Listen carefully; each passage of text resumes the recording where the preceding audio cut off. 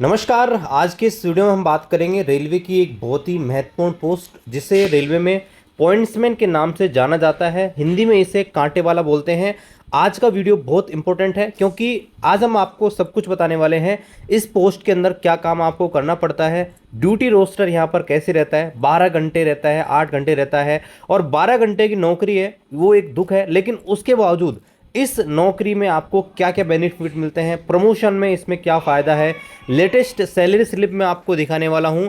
तो चलिए शुरू करते हैं आज के इस वीडियो को। साथियों, अगर आप भी रेलवे आरआरबी ग्रुप डी की तैयारी कर रहे हैं तो मैं आपको बताना चाहूँगा, दिशा पब्लिकेशन की तरफ से आरआरबी ग्रुप डी की संपूर्ण गाइड बुक यहाँ पर आ चुकी है। ये इस बुक का 5वां एडिशन है। इस बुक के अंदर दोस्तों आपको कंप्लीट प्रिपरेशन और थ्योरी है वो आपको लेटेस्ट सिलेबस के अनुसार यहाँ पर मिलती है।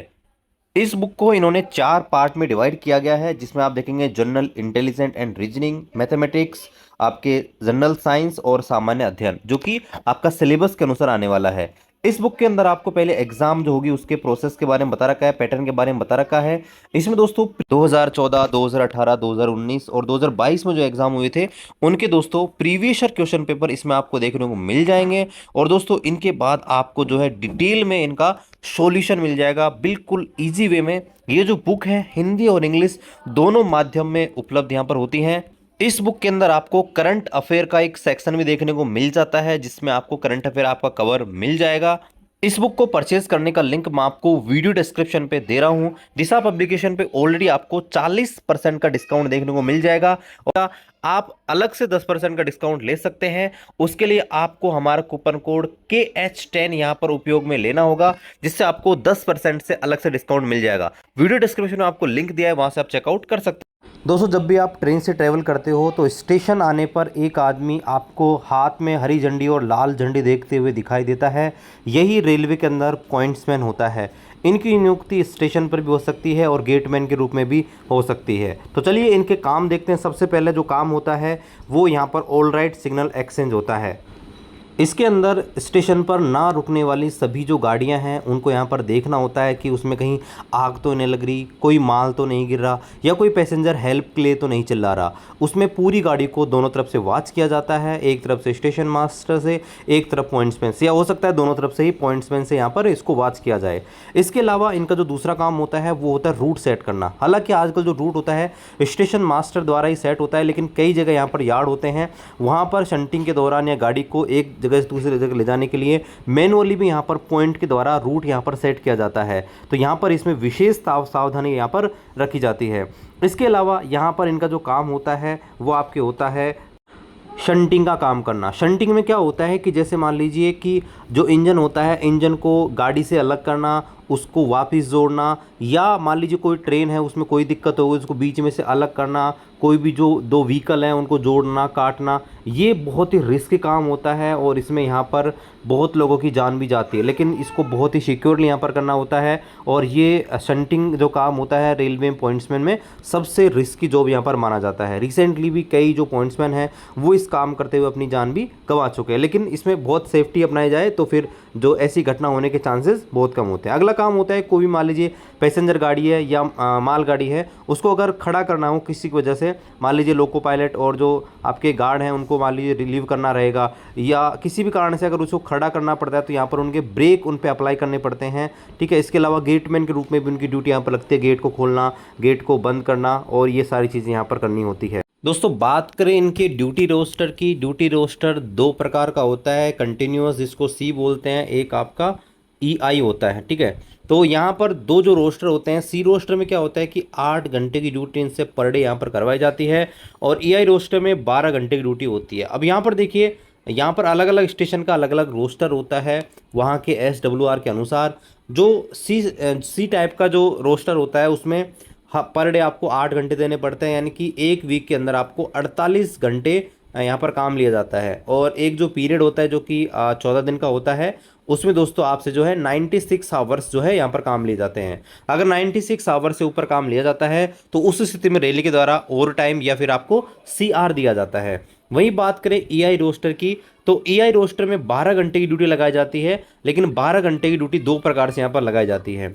यहाँ पर देखिए, अगर आपके जो जहाँ भी आपका हेडक्वार्टर है उससे अगर 0.5 किलोमीटर के अंदर में कोई भी रेल क्वार्टर है, तो उस स्थिति में आपको क्वार्टर दिया जाता है और उससे आपसे 12x6 यानी कि आप देखेंगे तो 72 घंटे काम आपसे करवाया जाता है।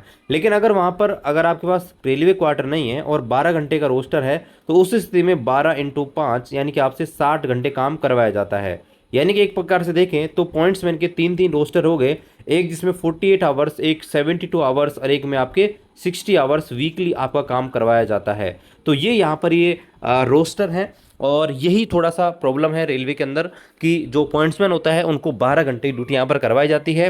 हालांकि अब धीरे धीरे रेलवे जो है इनको कंटिन्यूअसली यहाँ पर चेंज करते जा रहा है, और अब बहुत जगह यहाँ पर सी रोस्टर यहाँ पर अप्लाई हो गया है।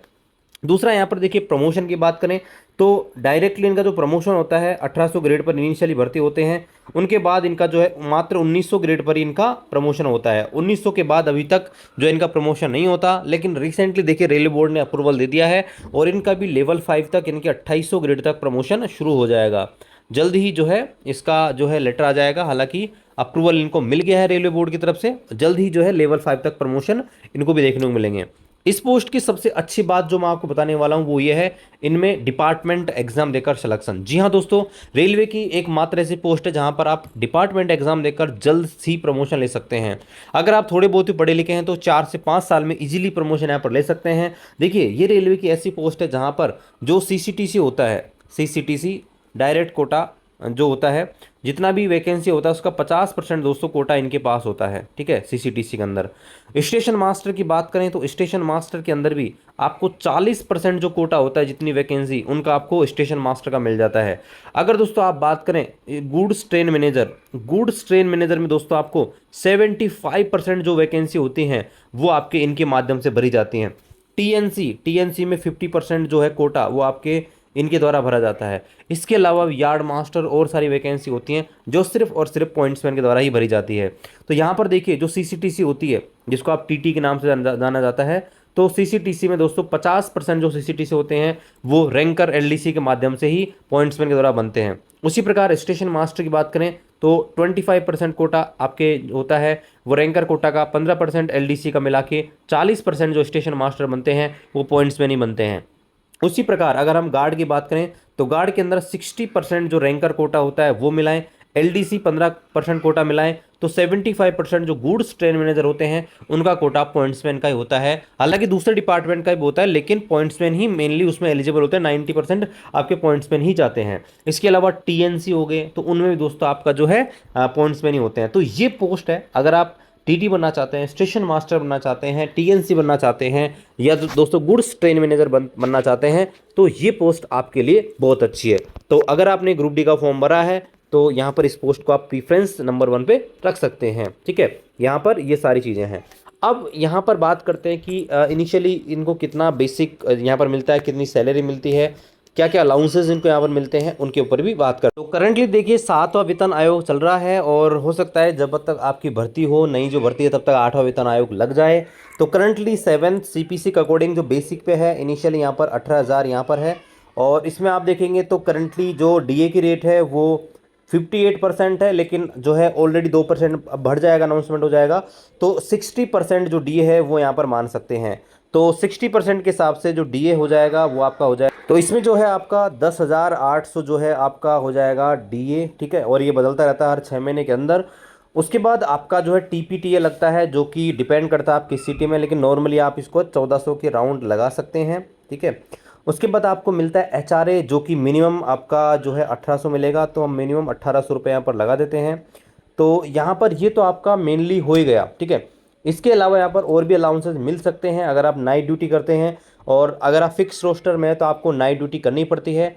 अगर हम सी रोस्टर भी आपका मान के चलें तो दोस्तों आपका 2200-2300 यहाँ पर आपका नाइट अलाउंस हो जाएगा। तो हम जो है 2200 रुपये, चलो 2000 ही हम मोटा मोटा लगा लेते हैं, ये आपका हो गया। ठीक है, तो यहाँ पर आप देखिए इनको आप रफली भी ऐड करेंगे तो 18,000 और 10,000 हो गया 28,000, 28 और 2 30,000, 30,000, और यहाँ पर आप देखेंगे ये आपके 33-34,000, इनिशियली 37 आपकी बन जाती है। तो 33-34,000 इनिशियली सैलरी बन जाती है। अगर आपका कोई टीए नहीं बनता है, कोई आपका ओवर टाइम नहीं बनता है, तब जाके है। लेकिन अगर आप RGLR में रहते हैं तो आपकी जो सैलरी है 37-38 तक बन सकती है। और ओवर टाइम अगर होता है शॉर्टेज की वजह से तो 40,000 तक आपकी सैलरी इनिशियली बन सकती है। तो आज की इस वीडियो में हमने देखा कि पॉइंट्समैन क्या है, पॉइंट्समैन क्या काम करते हैं, इनका जॉब प्रोफाइल क्या होता है, प्रमोशन के क्या होते हैं, इनकी जॉब में क्या खूबी है और क्या कमी है। तो आपको भी किसी और पोस्ट के ऊपर चाहिए कमेंट कर सकते हैं। चैनल पर आप नए हैं, चैनल को सब्सक्राइब करें, शेयर करें। मिलते हैं अगले वीडियो में, तब तक जय हिंद, वंदे मातरम।